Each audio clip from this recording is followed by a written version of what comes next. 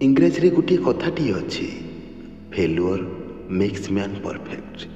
हारिबा को डरंतु नहीं, हारिबा जितिबार गोटे पाहाच होता है। मनीष समस्त हो पारे, किंतु मानविकतार परीक्षा समस्ते उत्तीर्ण हो पारती नहीं। केवल जन्म हो कौन लक्ष्य बिना मरीजा मनीषर उचित लक्षण नुहे। निजस्व शिक्षा, सभ्यता, संस्कार एवं स्वाभिमान को साइतिक रखिबार संकल्पबद्धता मनीष को प्रकृत में मनीष होबार पदवाच्य करिथाए। किछि बड़ स्वप्न देखंतु, ताको साकार करिबा पई दृढ़ संकल्पबद्ध हुअन्तु।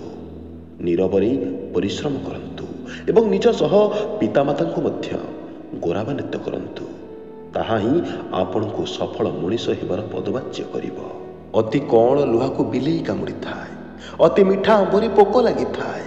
सेहीपरि अति निरीह, शांत तथा सरल हृदय लोकों को अन्य माने हैरान करिथांती। यह सत्य अटे, भल हेबा उचित, किंतु भल हेबा सह चालाक भी हेबा उचित। सावधानर सह अन्य को विश्वास करिबा उचित। मानुची कहा मुहरे जवाब देबा निश्चय भूल, किंतु जेबे कथा आत्मसम्मान उठिबो सेठारे चुप रहिबा मध्य भूल। निज सह अन्य मानकु अन्याय करिबाकु प्रशय देबाटा मध्य भूल। यथा संभव खराब मनीषक ठाରୁ दूरी रुहंतु, किंतु जदि केही जानी जानी आपणक सह बारंबार खराब करुछि, तेबे तांको पई भल होई रहिबाटा मध्य भूल। सबु उत्तर आज्ञा समय देई न थाए, किछि उत्तर समय सह निजको मध्य देबाको पड़िथाए।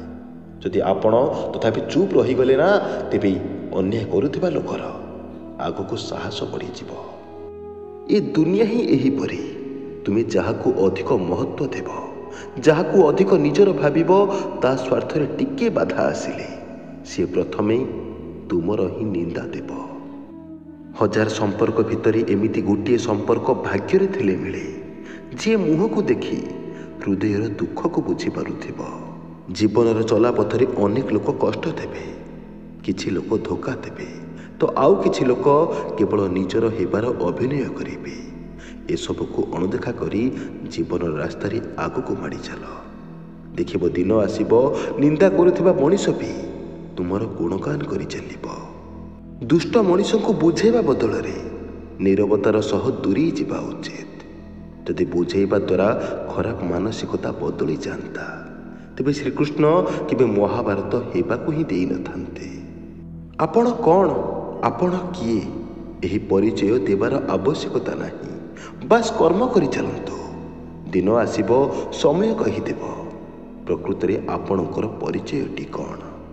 चोर नजरे समस्ते चोर, जार भावना जेमिति से सेमिति भाविब। आपण निज भावनारे भल हुअन्तु। अन्य मानकर कौन अछि, सुजोग पाइले निज स्वभाव हिसाब से सज माछरे भी पोक पकई देबे। भागवत रे अछि, जहा न देखिब बेनी नयने परते न जीव गुरु बचने। केबे कहा कथारे भासी जाओ नहीं। किछि लोक बेले बेले संपूर्ण सत भली मिछ कही थांती, जहा आखि को एवं कान को सत ही लगी थाए। सेमानकु एथिरे फरक पड़ेनी कि एथिरे कहा घर भांगुची कि कहा हृदय भांगुची। केही स्वार्थपर होई जाती नहीं। प्रकृत रे सी स्वभाव स्वार्थपर ही थांती। बस आमको टिके डेरी रे जना पड़े। एमिति संपर्क ठारू दूरी जाओ, जी निज स्वभाव पई बारंबार तुमको कष्ट देउछि। कारण किछि मनीष एपरि भी अछंती जे संपर्क को छाड़ी देबे, हेले निज स्वभाव को छाड़िबे नाही। जड़े पुरुष जड़े नारी को सेते बेले निज जीवन ठारू अधिक भल पाई थाए, जेते बेले नारीटी एक कथा फील कराए कि सी भी सेतिकी भल पाए जेतिकी सही पुरुष तांको भल पाए।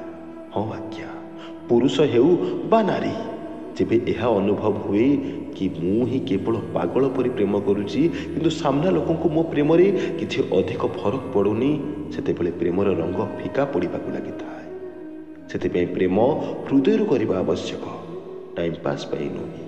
कारण एथिरे केवल हृदय भांगी न थाए, मनीष भितर मरी जाइथाए। प्रकृत रे प्रेमर परिभाषा कौन? निस्वार्थपर भल पाइबा एवं परस्पर प्रति उत्सर्ग मनोभाव ही प्रकृत प्रेम होता है। निजको कौन भी परिस्थिति भांगा दियो नहीं। घर भांगी गले लोक एटी इटा उठे नहीं जाते, आउ ये ତ ତୁମ ଭାବନାର କଥା, ଯାହାକୁ ଲୋକ ଏଠି ଭଲ ଖେଳିବା ଶିଖିଛନ୍ତି। ବନ୍ଧୁଗଣ, ଆଜି ପାଇଁ ଏତିକି। ପୁଣି ଦେଖା ହେବ କିଛି ନୂଆ କଥା, କିଛି ନୂଆ ବାର୍ତ୍ତା ସହିତ। ଭିଡ଼ିଓଟି ଭଲ ଲାଗିଥିଲେ ଗୋଟେ ଲାଇକ୍ଟେ ନିଶ୍ଚୟ କରନ୍ତୁ। ନୂଆ ଥିଲେ ଚ୍ୟାନେଲଟିକୁ ନିଶ୍ଚୟ ସବସ୍କ୍ରାଇବ୍ କରିନିଅନ୍ତୁ। ନିଜର ମନର କଥାକୁ କମେଣ୍ଟ ସେକ୍ସନରେ ଲେଖିବା ପାଇଁ ଜମାରୁ ଭୁଲନ୍ତୁ ନାହିଁ। ସେହି ପର୍ଯ୍ୟନ୍ତ ଜୟ ଜଗନ୍ନାଥ, ଜୟ ଶ୍ରୀକୃଷ୍ଣ, ଧନ୍ୟବାଦ।